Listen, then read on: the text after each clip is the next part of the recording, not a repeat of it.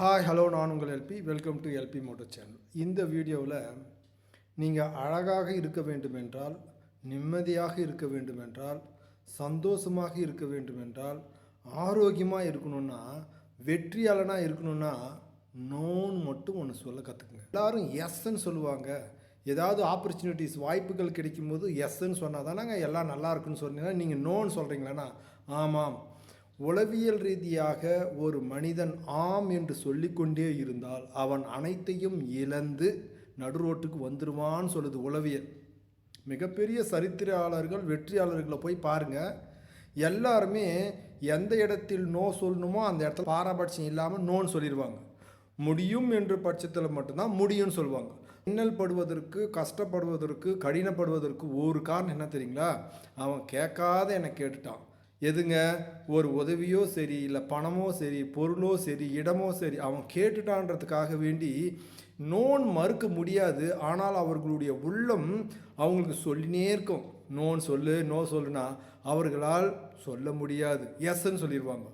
இவர்களிடத்தில் பணம் இல்லாமல் கூட மற்றவர்களிடத்தில் வாங்கி, கடனாக வாங்கி இவங்க கேட்டுட்டாங்களேன்னு கொடுத்துருவாங்க. யார் கேட்டாலையும் எஸ்ன்னு சொல்லணும், நோன்னு சொல்லக்கூடாது. நோன்னு சொல்லிட்டா, முடியாதுன்னு சொல்லிட்டா, மறுத்துட்டா நம்மளை வேண்டா விருதாளியாக பார்ப்பாங்க, பகைவனாக பார்ப்பாங்க, பிடிக்காதவனாக பார்ப்பாங்க, அருவருக்கத்தக்கதாக பார்ப்பாங்க.